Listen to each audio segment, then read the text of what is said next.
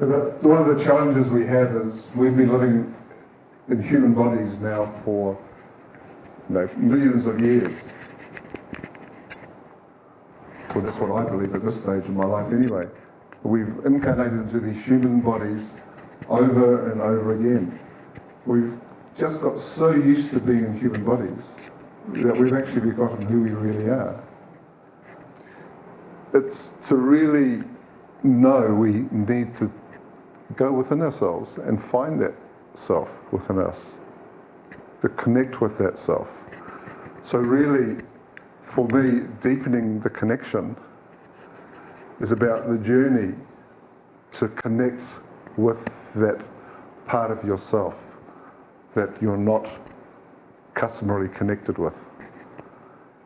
From my perspective, that higher self, the soul or the spirit, is always there, but I'm not always connected with it.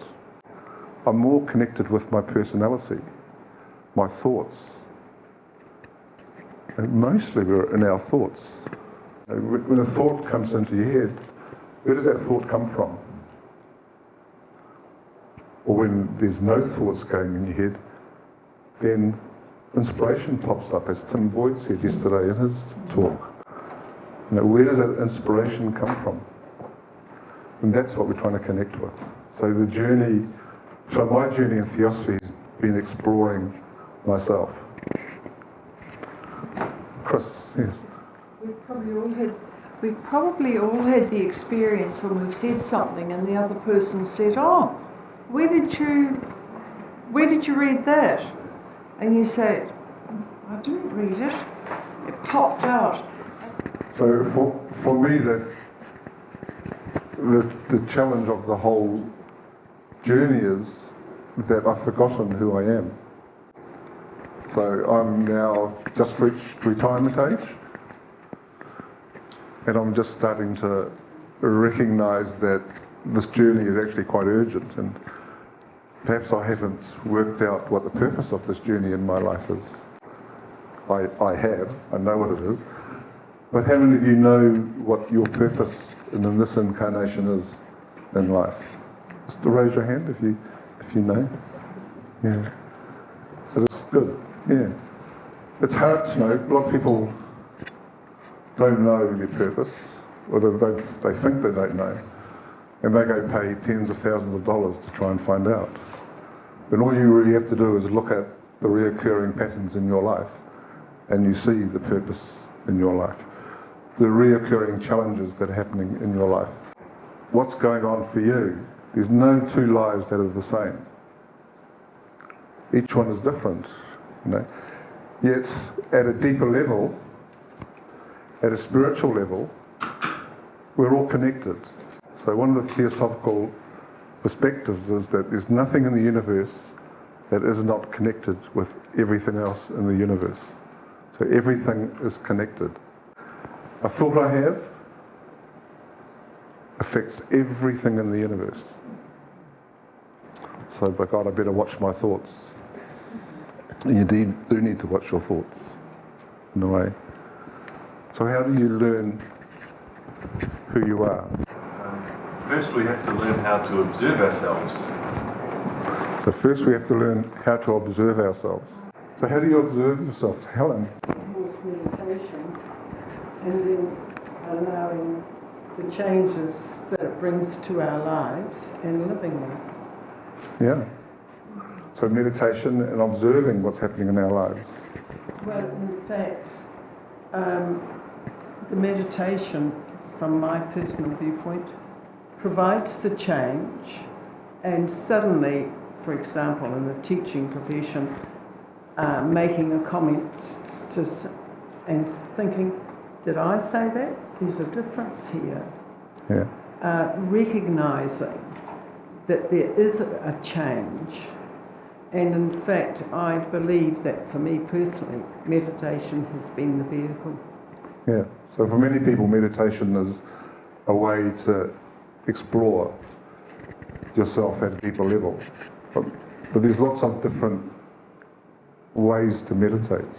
So one of the most common ones today is just simply practicing mindfulness. And what is mindfulness? It's watching the mind. So watching every thought that appears in your mind. And then, so if you're doing it through a meditation practice, you become aware of the thought and you let the thought go. And I guess the end purpose is to try and create a longer and longer gap between two thoughts entering your mind. So mindfulness practice, put your attention on what's popping up into your mind. And you observe it, let it go. Don't judge it, don't analyse it, just observe it and let it go. That's all it is. But the other part of the process is to observe what's happening in your life as well. So every day, things are happening in your life, and you don't acknowledge them. They just happen to you. Like the most common ones, and I've often talked about these, is when someone pushes your button,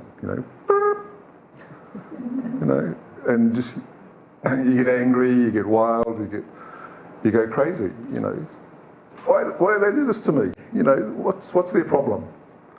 But that's not their problem. If someone pushes your button, something's going on within you that you're not willing to look at. It's generally because someone's doing something that contradicts your conditioned view of life. So this is an opportunity to open up and to explore what's really going on within you. This is the opportunity to get to know yourself. Part of the journey is learning how to not react to everything. That's right. That's right. The experience has got to come from the person themselves. I came across this saying this morning. The best teachers are those who show you where to look, but don't tell you what to see. There's a synchronicity in the universe somewhere that tells us what we know. You can read lots and lots of books of meditation, and it's amazing and interesting. You can go to lots of talks of meditation and you can be inspired, but it's not the same as doing meditation. You have to actually do the work. And meditation's not easy. If you're just practicing simple mindfulness, all you're doing is watching your mind. And they usually do it with the breath. So you breathe in, you breathe out. So you're really watching your breath, counting your breath. And then you're paying bare attention to the mind. And as soon as a thought comes up, you dismiss it. But how often do I get so caught up in the thought that, I've forgotten my counting, forgotten where I'm up to, and I've gone on a whole journey, and then I've got to come back and start from fresh. But the idea of the practice is just come back and start counting again and start the process again. And over a period of time, it becomes easier and easier and easier to keep that focus. And eventually, your mind stops thinking, where you go beyond the thinking mind. And that's when you touch that inner self.